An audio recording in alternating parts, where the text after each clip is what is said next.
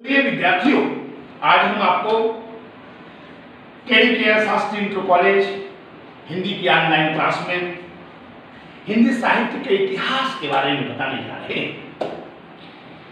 बच्चों, हिंदी हमारी मातृभाषा है और मातृभाषा को आत्मसात करना, अंगीकार करना हम सबका नैतिक दायित्व है।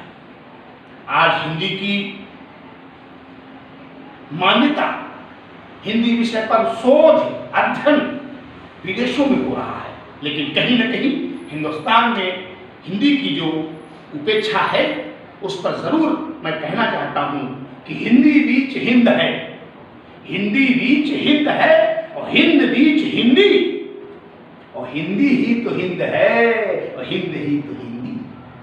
और हमारी मातृभाषा ऐसी मातृभाषा है, इसके बारे में दो पंक्तियां और कहना चाहता हूं कि हिंदी ऐसी भाषा जिसका अक्षर अक्षर रत्नाकर, हिंदी ऐसी भाषा जिसका अक्षर अक्षर रत्नाकर, समय बिगाड़ेगा क्या उसका, जिसके अमिट हो हस्ताक्षर, जिसके अमिट हो हस्ताक्षर।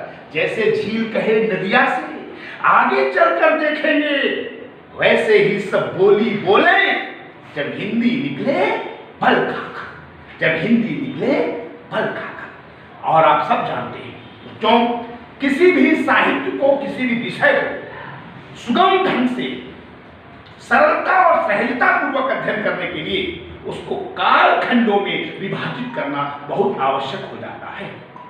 तो हिंदी साहित्य का इतिहास आप जानते हैं कि महान समीक्षक रामचंद्र शुक्ल जी ने जो लिखा है उसको 4 कालखंडों में विभाजित किया है। बच्चों, हिंदी साहित्य का इतिहास सबसे पहला काल है आदिकाल।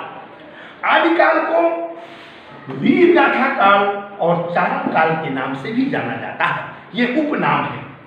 और इसकी जो समय सीमा है वो सन 743 ईस्वी से सन 1343 ईस्वी तक। और बच्चों, इसके पहले के वीडियो में हम बता चुके हैं कि सन और संवत के बीच में 57 अंकों का अंतर है।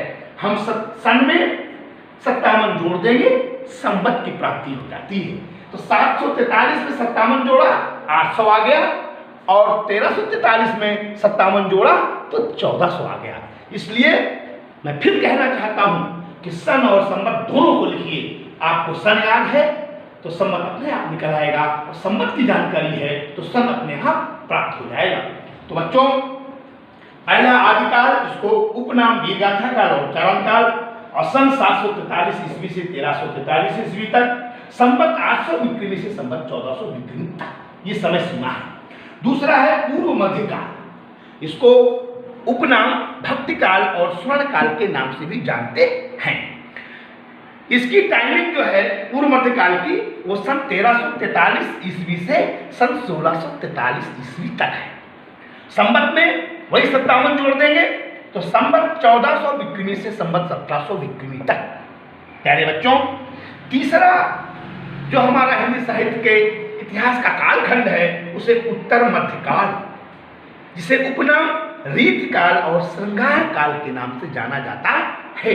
इसकी समय सीमा सन 1643 ईस्वी से सन 1843 ईस्वी तक। और संवत में 57 जोड़ देंगे तो संवत 1700 विक्रमी से संवत 1900 विक्रमी तक। और चौथा है आधुनिक काल, जिसको पुनर्जागरण काल और गद्य पद्य काल के नाम से जानते हैं।